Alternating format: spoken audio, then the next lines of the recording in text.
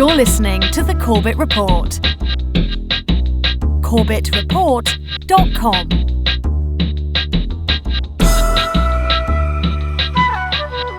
Welcome, friends. Welcome back to Corbett Report Radio. I am your host, James Corbett of CorbettReport.com, coming to you tonight, as every night, from the palatial home recording studios of the Corbett Report here in the sunny climes of Western Japan. So once again, thank you all for tuning in for tonight's edition of the broadcast. And tonight is Friday night, so we're going to engage in the Friday night highlight routine, whereby we take a look at some of the work that I've done at CorbettReport.com over the past 5 years and dredge through the archives for some hidden gems and long-forgotten interviews, etc. And tonight we're going to be highlighting the work, picking up from something we were looking at earlier this week, which was the work of Pepe Escobar at Asia Times Online and many other news outlets besides. And we're going to be listening to some excerpts from a few of the interviews that I've done with Pepe in the past. So for people who might be new to CorbettReport.com in general, this might be a good chance to familiarize yourself with just some of the work that I've done in the past. And I've now had the pleasure of interviewing Pepe, I believe, 4 previous times over the past year and a bit. So if for people who are interested in what I've covered in the past, and the archives are very, very vast now and growing by the day, so you will be forgiven for not being completely familiar with them. If you want to see if I've had a certain guest on or covered a certain topic, there is a search bar at the top of CorbettReport.com. Just enter your search term in there, and it will show all the work that I've done on that particular topic, or by that keyword, or by that guest name. And for example, if you enter Escobar, you can see the various videos and interviews that I've created with Pepe's input over the past year and a bit anyway. So on that note, we're going to be taking a look at a few of the interviews we've done before, and on tonight's broadcast, we're going to be starting out with an interview that I did in November of last year with Pepe on the issue of Pipelineistan, which is Pepe's term for the ways that the pipeline politics are really hardwiring in a lot of alliances and really making the geopolitics of the Eurasian and Middle Eastern regions that much more concrete and real and rather than figurative. So it's a very fascinating process, and for people who haven't been paying attention to the pipeline politics in that region, it is absolutely fascinating, but it is changing by the day. So please keep in mind that this conversation that we had was conducted back in November of last year, so quite a lot has transpired over the previous 9 months now since this conversation took place, but still I think it's a good introduction to the topic. So this was conducted back in November of 2011, and shortly thereafter I used excerpts from this interview in 2 different eye-opener reports, one on Meet the SCO, the Shanghai Cooperation Organization, and one on pipeline politics and the rewiring of Eurasia. So then in the segment after that, we're going to be turning back the clock. We're going to go and look at an interview that I conducted with Pepe back in September of last year, when we were talking about the Palestinian Authority's bid for membership status at the UN, which I believe has hit something of a dead end at this point, or at least is not going to make much progress given the current political climate. But at the time, there was quite a bit of talk about what this deal meant and the way that it would happen, if it was going to happen at all. So we'll hear Pepe's thoughts on that and how Israel and America are reacting to that Palestinian Authority bid for membership and full status at the UN. And then finally, tonight we're going to listen to an extended excerpt from a very, very interesting conversation that Pepe and I had on R2P, the responsibility to protect. And I'm sure if you've been listening to my work for any length of time, you'll be familiar with this concept. But if not, we'll go a little bit into in depth into the history of this concept, where it came from, and how it's being used to create these humanitarian love bombings all over the world.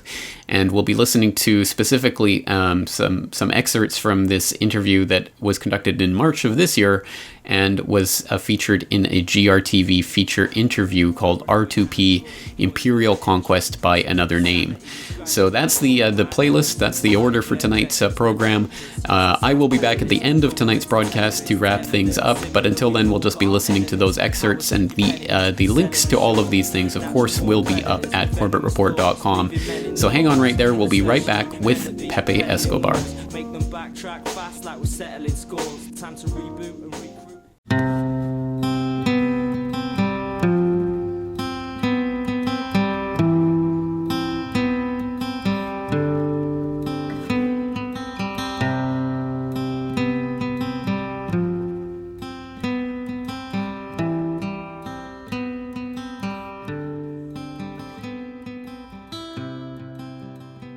Excellent. Well, it's a pleasure to have you here today to talk about a subject that I know you know very well. And today we're going to be talking about the subject of the Caspian Basin, the energy-rich, geostrategically important Caspian Basin, and the energy corridor that's developing around it, which you have colorfully termed Pipelineistan.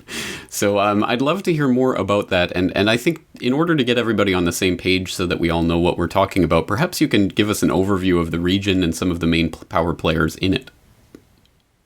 Well, the power play gets more complicated by the minute. Basically, it's Russia, China, 3 of the 5 Central Asian stands, basically Turkmenistan, Kazakhstan, and Uzbekistan, Iran, and Turkey.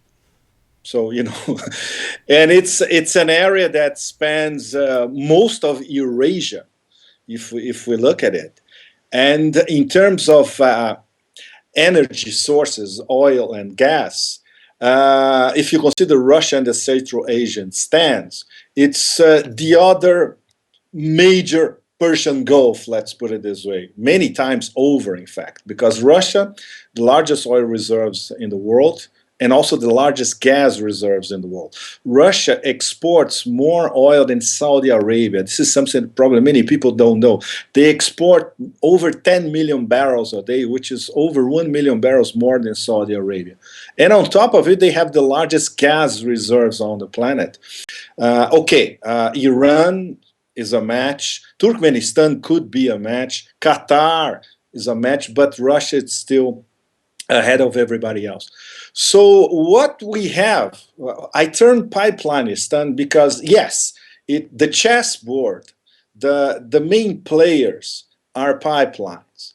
At the same time, these pipelines, they hardwire countries. So if you have a pipeline, the chances of having a war against your neighbor decrease significantly, right?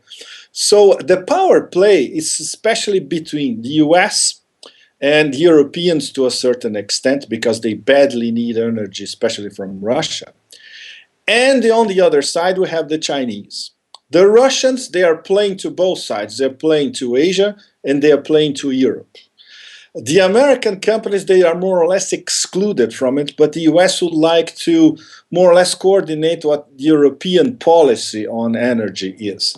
The Europeans themselves, they are lost in space, because what they really wanted, which was to import gas from Iran, they cannot do it because of the UN and US sanctions.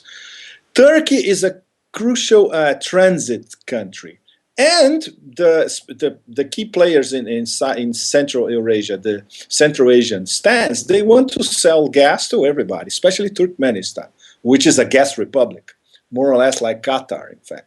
So it's an incredibly complex chessboard. You have to keep it up on a weekly basis is already a nightmare. In my case, I spent a few weeks without following it closely because I was following the Arab Spring or Libya and all that. And when you come back, the amount of information is staggering. It's absolutely crazy. But after a while, you tend to see where the whole thing is going. So this is what we're going to talk about now, I assume. Absolutely right. And it is, there's a lot to take in and a lot to go over, but I think some people are familiar with some of the very big things that have gone on in the past, including, of course, the BTC. And there are a lot of acronyms in this area, as you've pointed out in your writings. And don't ask me off the top of my head what BTC is, but one of the ones that... Tbilisi, Ceyhan, in fact, the 3 major cities, right? Right. Which most people never heard about. Exactly right. And that's part of the point, and something I'd like to ask you about a bit later. But one of the things that's come on the radar recently for me is the TCGP, the Trans-Caspian Gas Pipeline. Trans-Caspian Gas Pipeline. Perhaps you can tell us about this project and some of the politics. It's a horrible acronym, by the way, isn't it? Yes. Nobody's going to pronounce TCGP anyway. No. Why don't they call it Trans-Caspian Pipeline? Which was they call it Trans-Caspian Pipeline in the 90s, when this was a brilliant idea. The Americans thought it was a fantastic idea, but the technical, political, economic ways of implementing were nil. Nowadays, the Europeans, because they are so desperate to get gas from Turkmenistan, the only way Europe can get gas from Turkmenistan via what they call the Nabucco pipeline, and then comes the opera angle, Verdi, right? Is if they get gas from Turkmenistan going to Azerbaijan across the Caspian, and then from Azerbaijan, this gas is distributed via Turkey to Europe. So the European Commission, which is the executive branch of the European Union, they are doing everything they can to, find the money, find the buyers, discuss pricing, observe all the legal aspects of building something in the Caspian, which is there are 5 countries bordering the Caspian. There are some very nasty legal aspects that have not been solved. So basically, they came to the conclusion, yes, you can build an underground pipeline from at the bottom of the Caspian Sea, from Western Turkmenistan to basically to Baku, and then you build the rest of Nabucco. The problem is Nabucco is going to cost more than 20 billion euros. Nobody has that kind of money to invest in a depressing economy, especially in Europe at the moment. And Turkmenistan, they keep playing the game all the time. Yes, we would love to diversify our energy foreign policy and sell to our European comrades and all that. But then starts the haggling, the pricing. Will they have enough gas to supply not only China, which they already do, but also Europe? So there are so many ifs, and meanwhile the bill keeps on going up. Now, the last figure that I checked, which was a few days ago, is 22 billion euros for Nabucco, including the Trans-Caspian underground pipeline. So nobody knows if this is going to be built.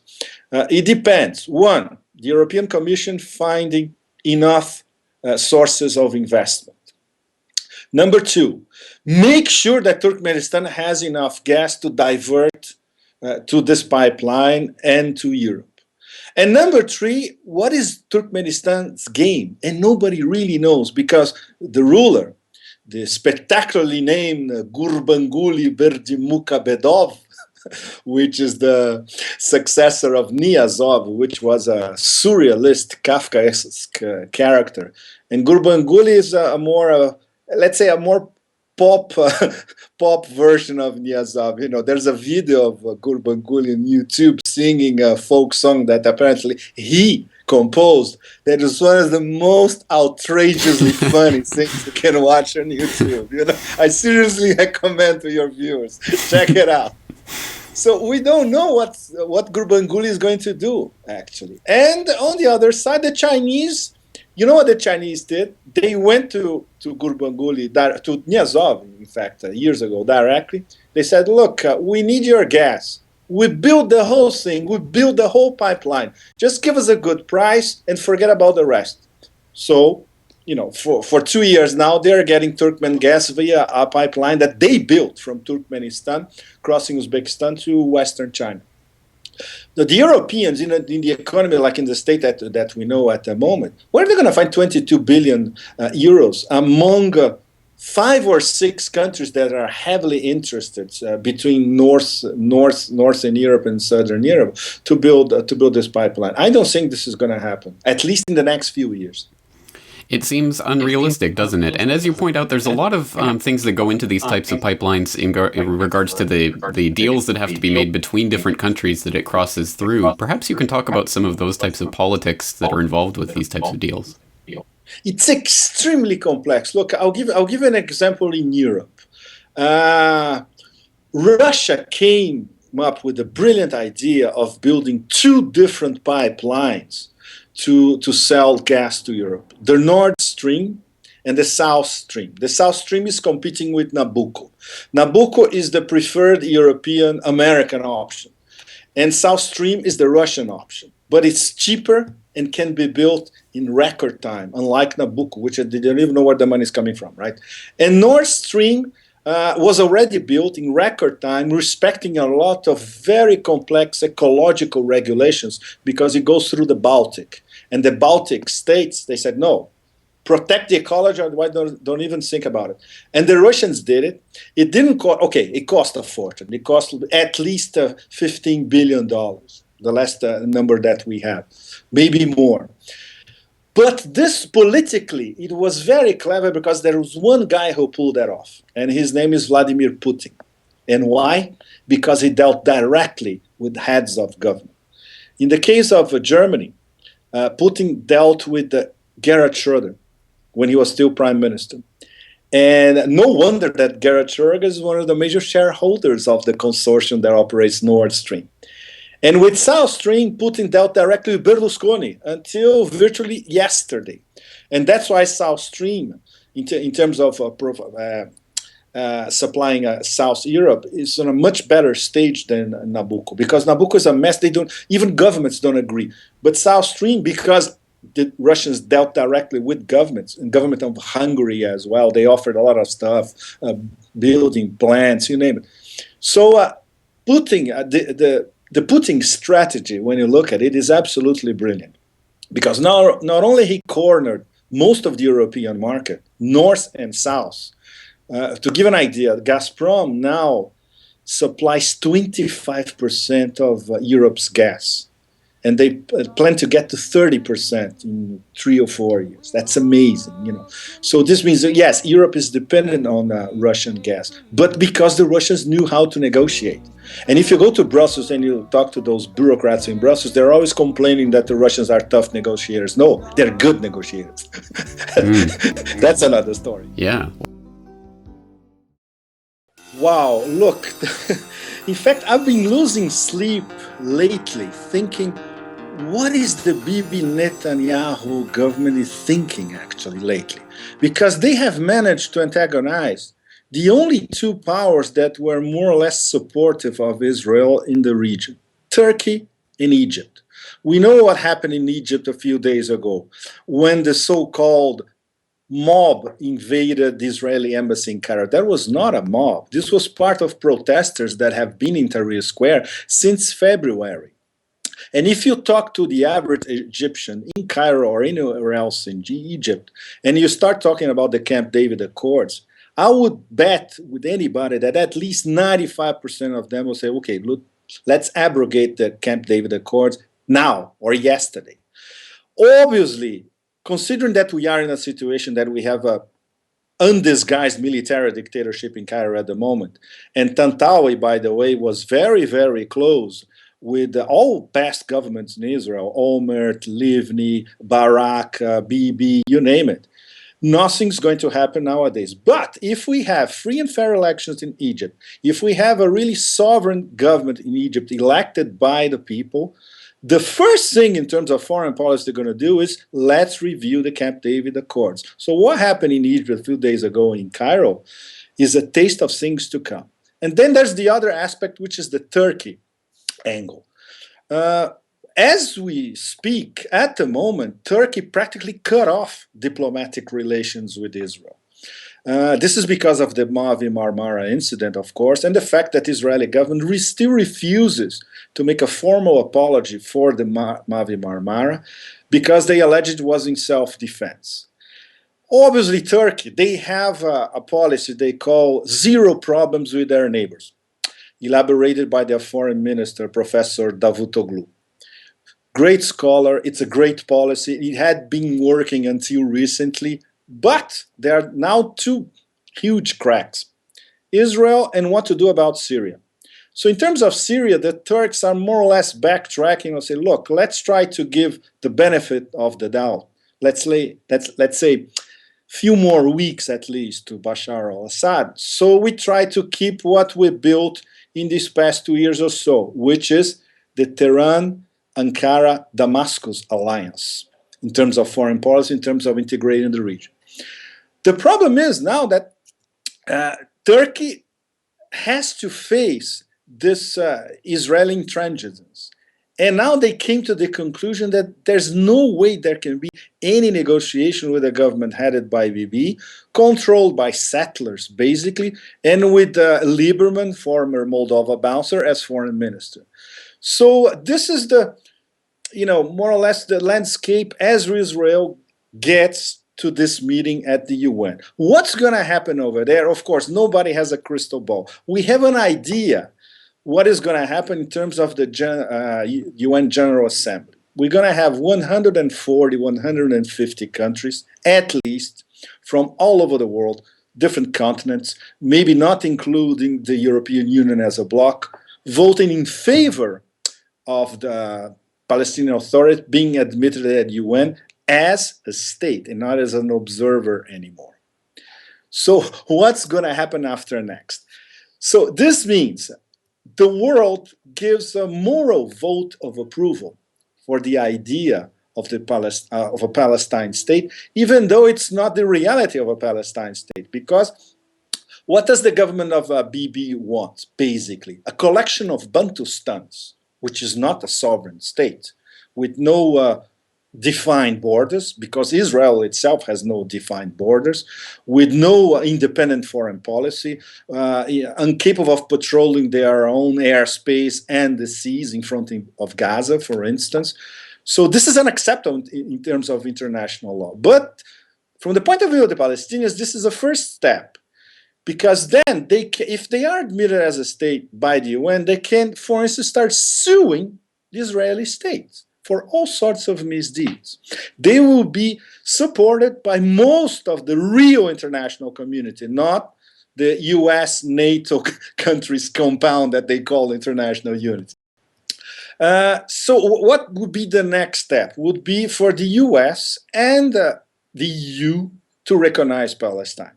We know the US won't do it for obvious reasons that everybody knows. The way Washington works and the way the Israeli lobby works over Washington. The EU is very complicated. Like until 2 days ago, Sarkozy in Paris was saying, look, the EU has to vote as a bloc. But nobody knows if they're going to vote for or against it. Even assuming they will vote for at the floor, if this thing goes to the Security Council, it's almost certain that the US, Britain, and France would vote against it.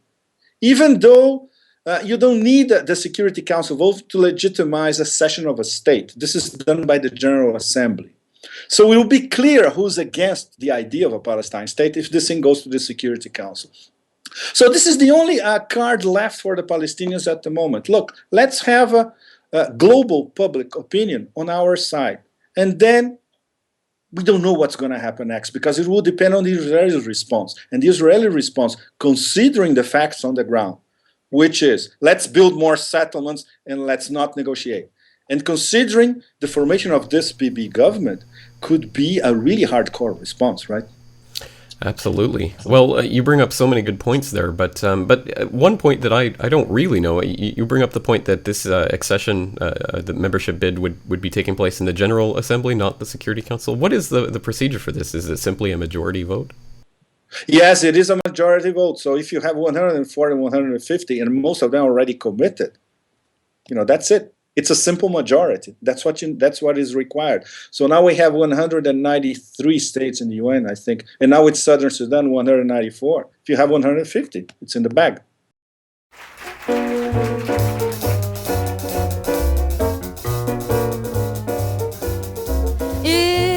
Don't mean a thing, all you gotta do is swing.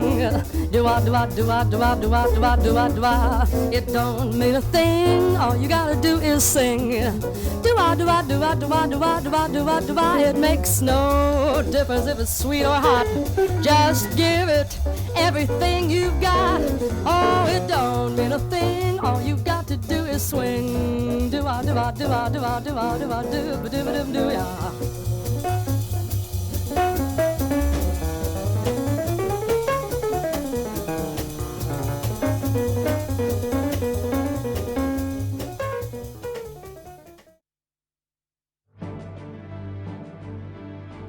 As the world recovers from one humanitarian peace bombing in Libya and braces for another possible intervention in Syria, many are now asking how it is that the so-called liberal left have become cheerleaders for the very wars of aggression they once pretended to deride.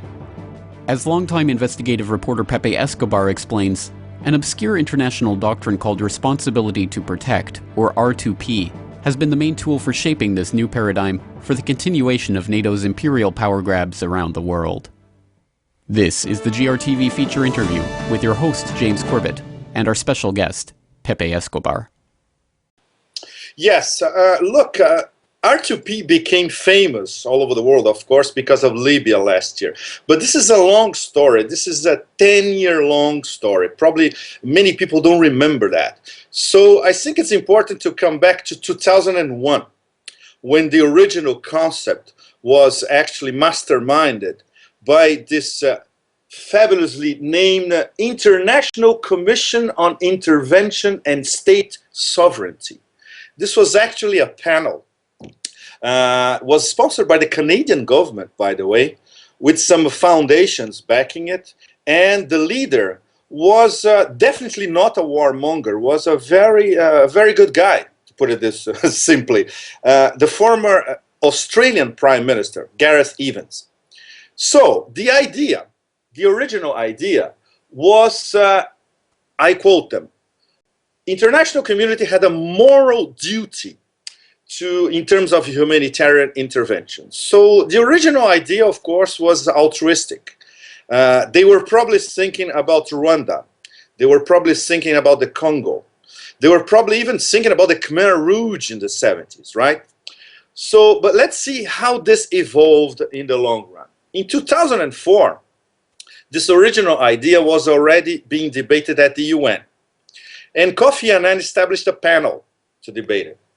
And the Security Council was very interested in authorizing, I quote them, the Security Council, military intervention only as a last resort. So they kept the original idea of that international commission that we mentioned a while ago. And very, very important, military intervention, like we saw in Libya last year, only as a last resort. Then we get to 2005, very important, when the UN General Assembly, at the time 191 countries, they endorsed a resolution that would support R2P, but there was no vote about it, okay? Very important, always considering that no military intervention was in the cards. And finally, in 2006, the UN Security Council, only the 15, the five plus the other non-permanent members, they voted a resolution number 1674. And this resolution was basically the core of R2P, involved in protecting civilians in armed conflict and protecting civilians from, I quote them again, genocide, war crimes, ethnic cleansing, and crimes against humanity.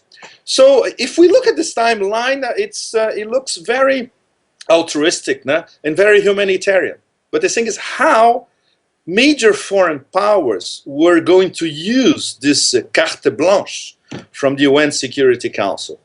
This didn't happen in 2007, 2008, 2009, but it happened in 2010, but it happened in 2011.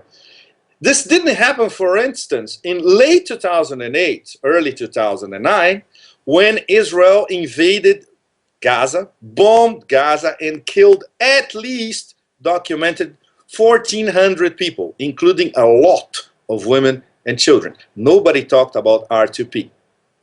But last year, with how can I describe Libya? With that mix of forced intervention, indigenous movement, military coup, you name it, fill in the blanks. They saw an opening. And when I say they, I mean especially 3 of the 5 permanent members of the Security Council, the US, Britain, and France. We have analyzed extensively, including you, James, in your reports, all the hidden reasons and all the different agendas for intervention in Libya. But in the case of applying R2P, there were 3 people who were instrumental in regimenting the US support and trying to convince other members that this was the way to go in 2011. I call them the 3 Graces. Hillary Clinton, US Ambassador to the UN Susan Rice, and Special Advisor to President Obama, Samantha Power, who was very close to Sergio Vieira de Mello when Sergio was at the UN. Sergio was the special envoy to Iraq when he was killed in Baghdad in 2003. So these 3 Graces they organized the media push, the one message for the Obama administration, the talks between the US, the European, especially Britain and France, and other members of the Security Council at the time, especially Arab members, and of course the Persian Gulf monarchies. So they sold the world the idea that they would intervene in Libya to prevent a humanitarian massacre that was not documented, and we later discovered was not happening. The notion that major powers like the US or even lesser powers like Britain and France, that they conduct their foreign policy based on humanitarian principles is an absolute joke. And the proof was last year in Libya. Unfortunately so, and I think you bring out very well the fundamental underlying hypocrisy that this is applied and invoked in situations where it's amenable to the foreign interests of Britain or France or America or Israel or any, fill in the blank, but is obviously not used in situations like in the occupation of Gaza. So I think that's a very blatant hypocrisy that's very evident to a lot of people, but clearly doesn't function at the institutional level. I mean, at what point does that disconnect become so blatant that the vast majority of the people won't go along with this responsibility to protect agenda? Well, the thing is, the way R2P was manipulated to legitimize the invasion, bombing, and fragmentation of Libya, because this is what's happening nowadays. Look at what Libya is post-NATO intervention. It's a totally failed state run by militias. And nobody cares about what's going on in Libya. Proof number one, it disappeared from the news cycle completely.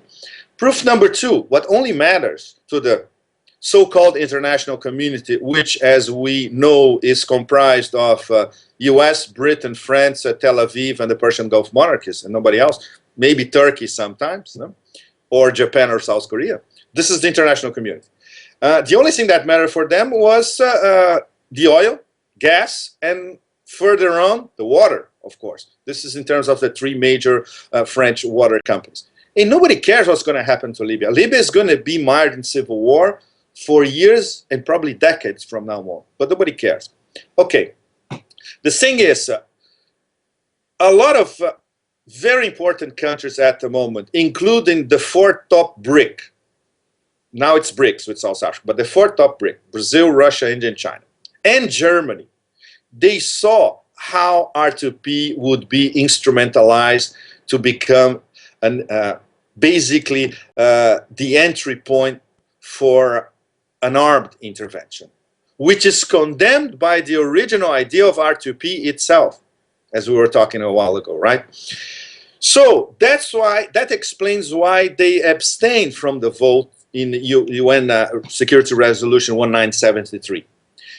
They got together before the vote. The BRICS were all in favor. South Africa didn't abstain because they got a phone call from Obama. Obama was on the phone with President Zuma for more than an hour and said, look, if you don't vote for us with this, you're going to be in trouble. And Germany as well was aligned with the BRIC in this vote. They knew what would happen later. That's exactly what we all know happened later, right? So it's a major hypocrisy because they knew that this was being instrumentalized at the time by the three Western powers at the UN Security Council. Later they say, look, if you do this with, and at the time, in fact, if you do this with Libya, why don't you do this with Bahrain? Silence, total silence, right? Why don't you do this with the, in fact, what's going on in eastern Saudi Arabia nowadays, which is never reported, including in Arab media, which is most of it controlled by Saudi Arabia and Qatar. It's they are killing civilians also in eastern Saudi Arabia, and we don't know about it. We hear about it by some dissident Arab bloggers here and there, but this is a slow motion process. You could compare it with what was happening in Bahrain, and you could compare it with what's happening in many other Arab countries. But the only interference is in a secular Arab republic, which is the case of Libya, and was once again invoked in the case of Syria. But now, Russia and China were very much alert to what happened before. They knew that what happened before would happen, so they voted 2 possible UN Security Council resolutions, which would regiment R2P as an intervention in Syria. So another thing, well, the case of Gaza is so blatant that we don't even need to repeat it, right? Why R2P was not invoked this past few years to prevent what we can describe very accurately, I would say, as a slow motion genocide of the Palestinian population? We all know the answers for that. The US will always veto it. And China was thinking, look, one of these days they're going to use R2P to go against us in terms of what's going on in Tibet and Xinjiang, especially in Tibet. What's been going on in Tibet, maybe it's not a genocide, but civilians are being killed in Tibet on a constant basis, at least since the late 1990s.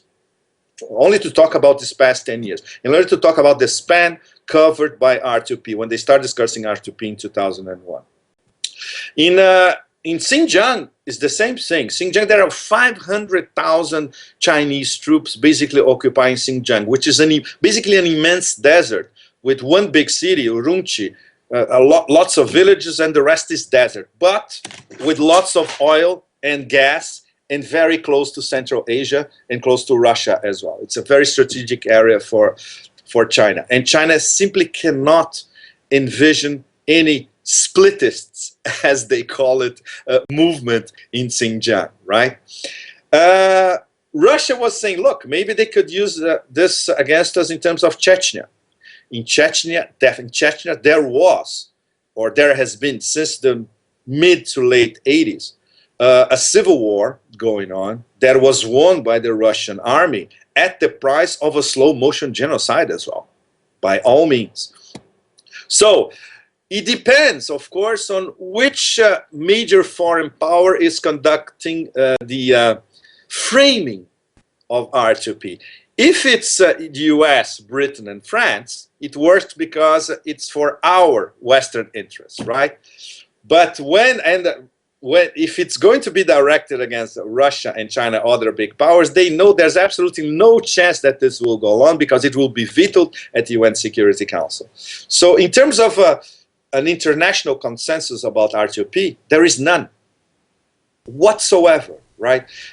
So we're going to see R2P being implemented as long as Western powers especially find a window of opportunity to get a vote at the UN. If they don't get a vote at the UN, we're going to see what we're seeing in Syria at this moment, which is Saudi Arabia arming jihadis or Salafis in Syria and betting on a civil war, basically. And now with the help, as a matter of public record, in fact, of the United States.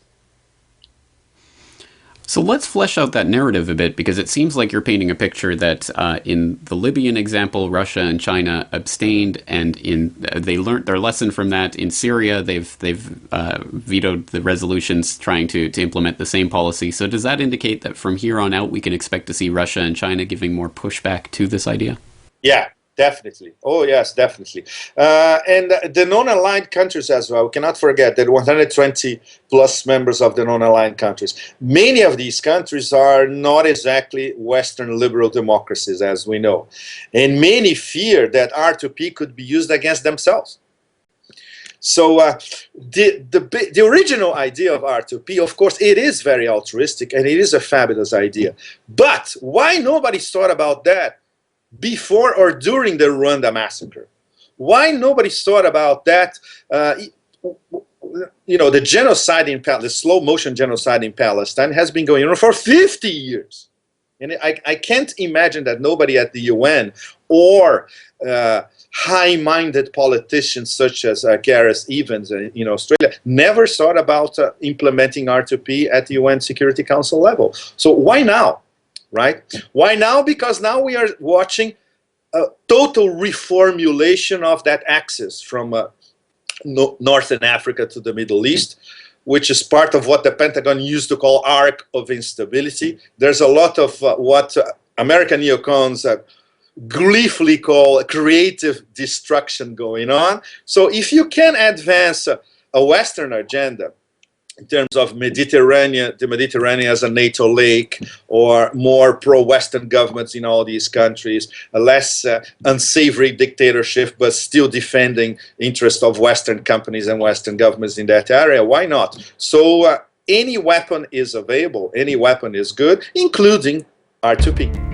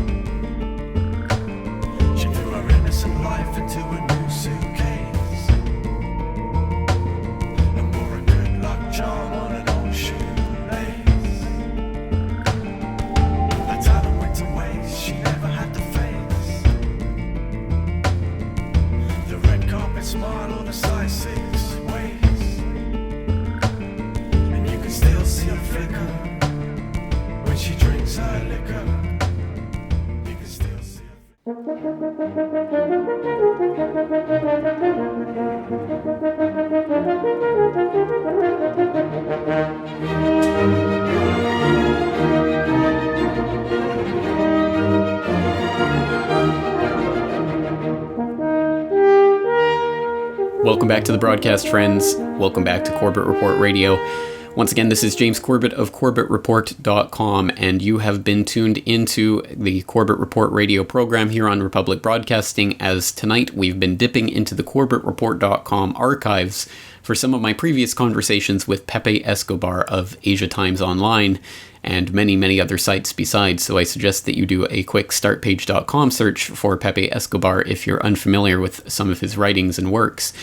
But absolutely, a lot of valuable information every time you speak to Pepe, and he has a wide range of knowledge and quite a lively and vivacious way of putting it. So I understand that he is a good source to go to on a lot of these issues, and I'm sure we'll have him back on the broadcast again in the future.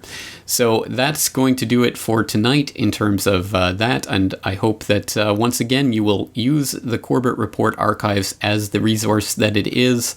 I've spent hundreds and hundreds, in fact thousands and thousands of hours now putting this media together and releasing it free and commercial free, and it's freely available for download. So I hope you will go to CorbettReport.com and start downloading these reports.